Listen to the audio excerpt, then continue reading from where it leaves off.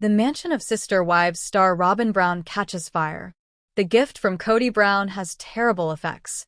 Recently, Robyn Brown, who is famous for her role in the reality show Sister Wives, was in a terrible accident. A terrible fire has suddenly destroyed her cherished home, which was a treasured present from her husband, Kody Brown. The fire destroys the whole house, leaving Robyn emotionally and financially broken. The fire didn't kill anyone, but Robyn feels like something is missing after losing the house. The house was a big part of Kody and Robyn's marriage, but fans had different reactions to the event. Some fans were sympathetic, while others went on social media to say how excited they were that Robyn's house burned down, as if it was a sign of long-standing anger. Now we have to wait and see if Kody Brown can help Robyn feel better by giving her a new home again. It was supposed to be a calm Sunday morning in Flagstaff, but only time will tell. Robyn Brown, wife of Kody Brown and star of the reality show Sister Wives, was sitting on the back patio of her favorite home, which Kody had given her 3 years ago. The sun had just begun to shine golden rays over the mountain ridges. Robyn chose the cedar-lined walls, the bespoke tile fireplace, and the big kitchen island herself. They all show how stable she felt in a marriage that had been through a lot of trouble. But that feeling of tranquility was going to turn to dust. Neighbors saw dense black smoke rising into the sky over the Brown house at 11:13 a.m. Robyn had just gone outside when she heard a loud bang and then a window breaking. When she turned back and saw flames licking the drapes in the living room, she panicked. She barely had time to grab her phone, yell for the kids to get out, and go outside before the fire spread to the main level. The firefighters got there in a few minutes, but the house was already lost. The fire spread quickly, thanks to the dry summer air and the house's wooden construction. By early afternoon, all that was left was a burned-out shell of what had once been Robyn's safe place. What started the fire? Bad electrical wiring in the walls of the entertainment area, which Kody had ironically made into a family bonding zone. Robyn was heartbroken by the loss. She had put a lot of effort into that house because she thought it represented her special relationship with Kody, which had become more and more of a problem in the multiple marriage. The other wives had moved on or separated themselves, so Robyn and Kody were alone. To Robyn, that house was more than just walls and furniture. It was a way to feel safe in a life that had become chaotic. Robyn cried at a private confession interview a few days later. "This house was the last thing I had. It was my peace. My proof that love was still alive." But although Robyn was sad, the internet was full of strange comments. People started using hashtags like #Robyn'sReckoning and KarmaFlames. A lot of people, some of whom were angry with how Robyn was shown on Sister Wives, grabbed the chance to make fun of her tragedy. She got the biggest house while others struggled. "Look at her now," one person wrote. "It's poetic justice." Still, several people showed real sorrow and urged kindness in the face of tragedy. Another fan said, "No one should have to lose their home. Show some humanity, no matter how you feel about her." Kody Brown was already in trouble because of his broken family, and now he had to figure out how to help Robyn while dealing with his own guilt. He did give him the house, after all. He had put a lot of their money into it, believing that it would make Robyn happy and strengthen their relationship. It was all gone now. Kody said at a press appearance with their publicist, "She lost the one place she felt truly safe. And I lost a part of my soul seeing her fall apart." After the fire, Kody was observed going to real estate offices and even looking at homes in Sedona. People started talking about whether he would build the house again from scratch. Or maybe purchase her a fancy condo far away from the recollections of ashes. Robyn, on the other hand, went to a temporary rental property with her kids. The cameras were turned off. Stopped making things. Sister Wives used to have an open-door policy, but suddenly it was closed to the outside world. Weeks went by. The ashes were cleaned up, and claims were made to the insurance company. But something had changed in Robyn. She was no longer the quiet woman attempting to keep her family together. She was now a lady marked by fire, someone who had seen how fragile comfort is and how quickly renown can fade. She started writing in a journal, converting her sadness into pages of impassioned poetry. People started talking about a memoir. TLC producers started to talk about a spin-off called Robyn from the Fire. The surprise was when Kody gave her a set of keys. A new house. It was smaller and simpler, but there was one huge difference. It was just in her name. I wanted her to feel like she owns something in this life. Something that Fire can't take away, or I can't, Kody told the producers. But For years, the Brown family had an uneasy balance, with each wife finding her place in the plural marriage. Kody, the head of the family, said he tried to divide his time fairly.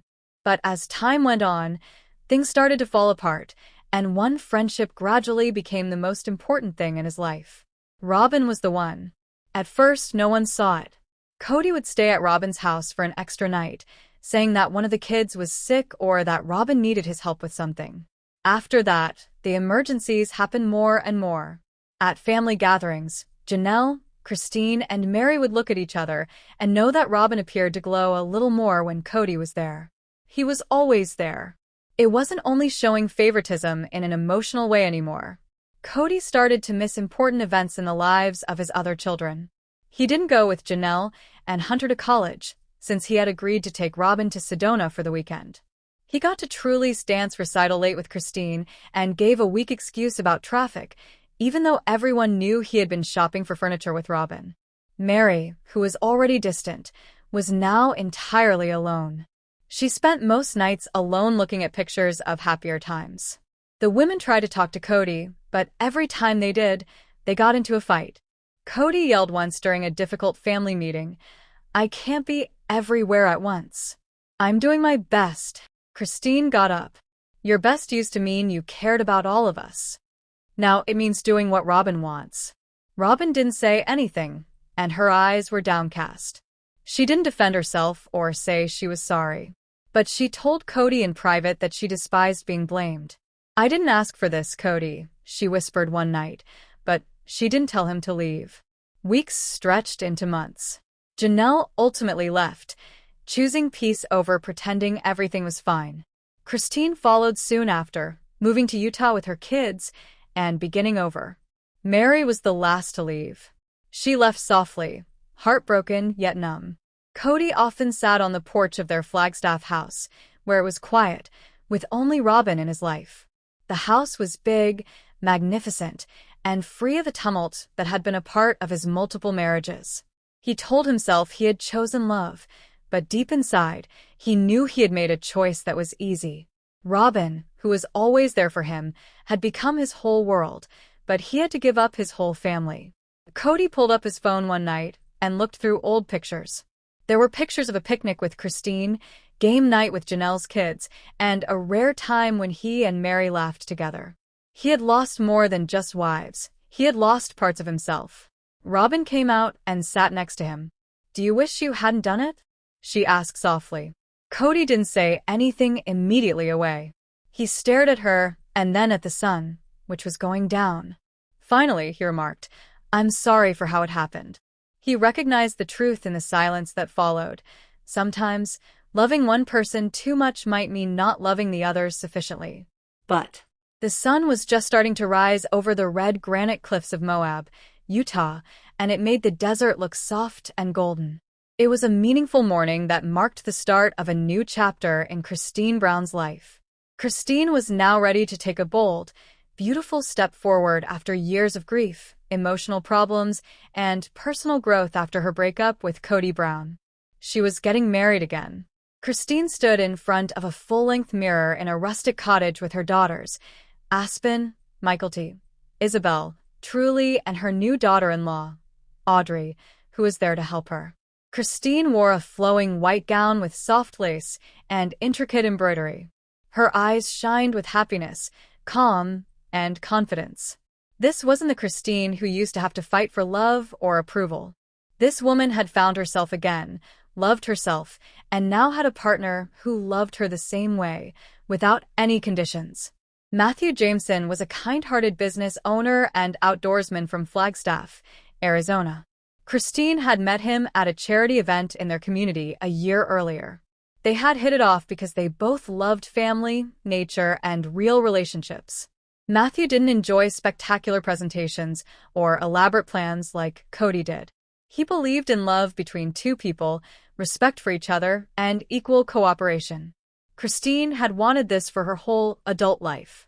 The wedding took held at a beautiful canyon overlook, and only close friends and family were there. Things had changed in the Brown family since Christine left plural marriage, but many of her kids, and even several of her ex-sister wives, came to support her. Janelle sat in the first row with a big smile on her face. Even though their lives had gone in various directions, their relationship stayed strong. Robyn and Mary didn't go. Robyn wrote Christine a short note wishing her happiness, but Mary was quiet and distant. Kody didn't show up, but unexpectedly, it didn't ruin the party. Instead, it made it clear how far Christine had come from her tragic past and how bright her future looked. The wind blew softly as the ceremony began, as if nature itself were granting its blessing. Matthew stood at the altar in a traditional gray suit. He looked in astonishment as Christine walked down the stone aisle with her oldest son, Paydon, at her side. The officiant, who had been friends with the couple for a long time, spoke passionately about new beginnings, mending, and discovering love when you least expect it. Everyone in the audience cried when Matthew and Christine said their vows. Matthew added, with a firm voice, "I promise to never make you question your worth. You are enough just the way you are. You are adored, not in parts, but as a whole." Christine's voice shook with emotion. "I didn't think I deserved this kind of love for a long time, but you showed me that I do. I've found peace with you. I've found my home." After the wedding, the guests had a celebration outside under the stars. There were dazzling lights placed between trees, laughing bouncing off the canyon walls, and a live band playing soothing acoustic music. The first dance between Christine and Matthew was simple, charming, and full of significance. Christine's kids took turns dancing with her to recognize the strong, independent, and fearless lady who had always placed her family first and was finally putting herself first too. Later that night, when there weren't many people around, Christine and Matthew stood together, holding hands, and looked up at the stars. "Do you ever wish we hadn't taken so long to find each other?" she asked softly. "Never," Matthew said in a low voice. "Because everything you went through made you the woman I love now." Christine leaned into his arms with tears of excitement in her eyes, knowing deep down that this was the start of something truly lovely. Not simply a new marriage, but a life based on honesty, freedom, and love that doesn't have any conditions. But Christine Brown was quite excited when the autumn sun shone golden light on the red cliffs of Flagstaff. The whole Brown family was getting ready for Michael's wedding, which was just a few months away. It was going to be a very emotional and memorable day. But Christine had a secret that Michael didn't know about. Christine had been sneaking away every Tuesday and Thursday afternoon for weeks, telling her family she was running errands. In truth, she was traveling across town to a small, charming music studio that was hidden between a bakery and a yoga class. She was taking singing lessons inside. Yes, Christine Brown, who has 6 kids, was learning how to sing. It all began one night when we watched old family movies. Christine found a video of Michael as a tiny kid dancing barefoot in the living room as Christine sang softly to her. Christine's eyes filled with tears as she thought about those simple, beautiful times. That night, the thought hit her like lightning. What if she sang for Michael on the day of her wedding? The next morning, she called around and found a vocal coach named Melanie who lived nearby. Melanie was kind, supportive, and eager to help Christine achieve her goal. They chose "I Hope You Dance" by Lee and Womack because it wonderfully expressed Christine's thoughts for her daughter. Christine wanted Michael to have love, hope, and courage as she started her new life, and the lyrics said all of those things. It wasn't easy to learn how to sing in front of other people. Christine had always been sure of herself around her kids, but singing? That was private. weak. But every week, her voice and willpower got stronger. Melanie taught her more than just how to sing the notes. She taught her how to feel them. Michael was busy planning her wedding with her fiancé, Tony. They tried on clothes, picked out flowers, and tasted desserts. Christine helped her with everything, but she never let on that she was preparing more than simply centerpieces. Janelle asked Christine playfully, "Are you dating someone?" when she saw that Christine's itinerary looked strangely filled. Christine just laughed. "Nope, just doing something nice for Michael. The day of the wedding had finally come. The location was a charming lodge in the woods, with shimmering lights and wildflowers all around. People came together, smiling and laughing. Michael came down the aisle in a lace dress, her eyes gleaming with love as a beautiful song played. The lights went down after the ceremony and a happy dinner, and the MC took the mic. "Tonight we have a very special performance from someone who is very close to the bride."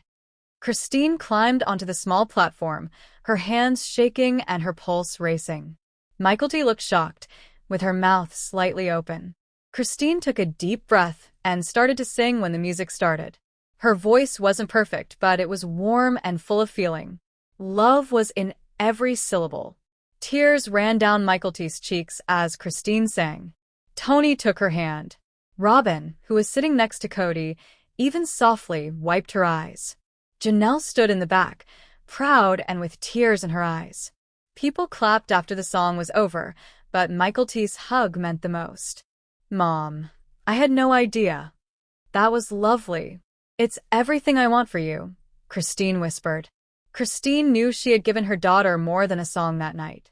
She had given her a moment they would both remember forever, when the dancing began, and the family pleasure flooded the room.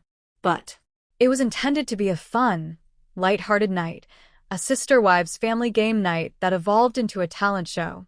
Christine, who always wanted to make things better between them, came up with the idea. "Why don't we each do a silly show?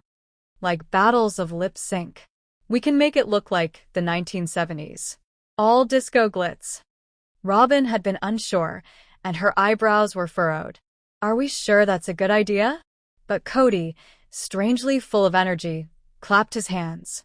"Come on, Robyn. Don't be such a downer. This is going to be great." The Brown kids had agreed to be the judges, and each woman had to prepare a solo act. Christine and Janelle were the first to jump in with excitement. As usual, Mary didn't care, but she finally got caught up in the excitement. Robyn, on the other hand, was particularly discreet about what she was going to do, saying she wanted it to be a surprise. The living room had been turned into a sparkling disco stadium with string lights, mirrored balls, a fog machine borrowed from a school theater, and a Bluetooth speaker playing Donna Summer tunes. Christine started the night with "I Will Survive," dancing in glittery leggings and a bright pink feather boa. Everyone was rolling on the floor laughing at her excitement and over-the-top moves. Next, Janelle confidently sang "Stayin' Alive" with a bunch of teenage lads as support dancers. It was both crazy and great. Then Mary came in, swaying uncomfortably to Dancing Queen in a glittery pantsuit that looked like it had been taken out of a dusty trunk. The performance was stiff, but it was delightful in its own way. At last, it was Robyn's turn.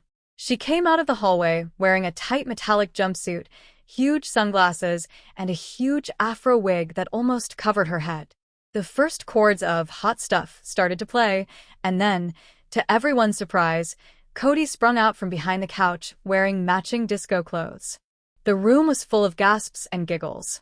The Brown family saw Kody and Robyn do the most theatrical and cringeworthy lip-sync act ever. Kody tried to do a split and almost hurt his hamstring. Robyn walked about like a model and made a big deal out of it, blowing kisses at the youngsters. They tried to do a lift from Dirty Dancing at one point, but Kody couldn't take Robyn's weight, and they both fell to the floor. There was a brief pause in the room before everyone started laughing. Michael was laughing so hard that he cried. Isabelle had to run to the bathroom, so she wouldn't pee herself. Mary, who doesn't smile often these days, had to cover her face with a throw pillow to keep from laughing. What was that?" asked Gabriel, breathing hard. Kody exclaimed, out of breath. It was our disco tribute to love, lifting Robyn's hand in the air like they had just won a championship. Gwendolyn said under her breath, "You should be arrested for that." Later that night, the video of the performance, which Garrison had covertly filmed, went viral after he posted it to a private family group chat. Someone, possibly paid on, then shared it on TikTok. The video quickly got millions of views, and it was called Disco Disaster. Polygamist dad's awkward lip sync with his favorite wife. There were a lot of comments. I feel embarrassed for you seeing this. Why is he dressed like a Bee Gees fan? Robyn can dance. But Kody needs Jesus. Robyn was so embarrassed that she didn't talk to her family for 2 days. Kody, on the other hand, liked the attention. He quipped, "We should start a YouTube channel." The Disco Chronicles. Kody and Robyn. Christine rolled her eyes. How about no? Eventually, the act became a running joke in the family, and even Robyn learned to laugh about it. When someone uttered, "hot stuff," everyone in the room would start to laugh. There was no doubt that it was the most embarrassing and funny thing that had ever happened to their family, and it could have been the closest they had come to bonding in a long time. But Isabelle Brown had spinal fusion surgery to fix her scoliosis more than a year ago. It was a traumatic time in her life that left her with both physical and mental scars. Isabelle was now a college student and wanted to take complete responsibility of her health, not just to get better, but to do well. One night, while she was scrolling through Instagram in her small college dorm room in North Carolina, she came across a post from a former scoliosis patient who had become a personal trainer and started a special scoliosis recovery boot camp.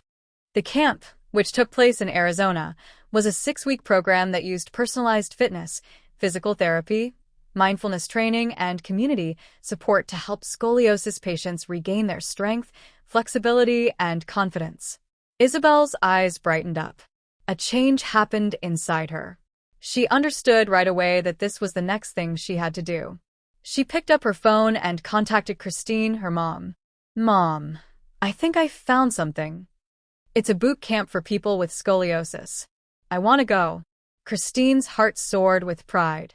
She had seen her daughter suffer in silence for years, especially during the worst parts of the epidemic when Isabelle's surgery had to be put off. She had also seen Isabelle become a strong, caring young woman. Christine would fully support Isabelle if she thought this was the right option for her. Isabelle was on her way to Phoenix in 2 weeks. A happy woman called Jamie, one of the program organizers, received her at the airport. Jamie had scoliosis herself and wore a thin scar down her back like a badge of honor. Jamie remarked with a smile, "Welcome to the family." Isabelle met 12 other people from all over the country at the boot campsite. People were between 15 and 32 years old. Each person with scoliosis had a different path, with rods, braces, surgeries, or no treatment at all. Isabelle didn't feel different for the first time. She felt understood. In the mornings, we did guided physical therapy in the Arizona sun. Their teachers stressed exercises that would help them straighten their posture, breathe better, and strengthen the muscles that support their spines. There were yoga classes, pool treatment, nutrition workshops, and emotional healing groups every afternoon.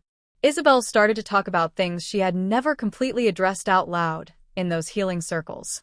She talked about how painful it was to be bent over in high school, how scared she was of surgery, and how her father Kody forgot about her during one of the hardest times in her life. She added through tears, "It was like screaming underwater. Everyone knew I was in pain, but no one really listened." The other people in the group nodded, as if they understood. In some manner, they had all been there. Isabelle changed a lot during the course of 6 weeks. She was shining both physically and emotionally. She stood taller. Mars moved more easily. The boot camp gave people authority. Jamie took her aside at the conclusion of camp. "You have a talent, Isabelle. Have you ever thought about being a scoliosis mentor or supporter?" Isabelle wrote in her journal till 2 a.m. that night. She knew that she didn't want her experience with scoliosis to be simply a sad memory. She wanted that to be her goal. Isabelle came home from boot camp not only healthier, but also with a goal. She started a modest Instagram account called Strong with Isabelle, where she posted boot camp advice, workouts, and personal anecdotes. She got thousands of followers in just a few weeks. Young girls wrote to her to say she gave them hope. Christine, her mom, was her biggest fan and cheered her on every step of the way. Some of her brothers and sisters even helped her tell people about scoliosis and how to keep their spines healthy. Isabelle was eventually asked to speak at a conference about scoliosis awareness and work with nonprofits to give girls who were having surgery free care packages. Isabelle had changed her own story from one of silent suffering to one of national inspiration. It all started at Scoliosis Boot Camp. Hello, lovely viewers. Welcome to my channel. I'm Sabrina, and I hope you're having a great day. Don't forget to subscribe to the channel if you appreciate the video.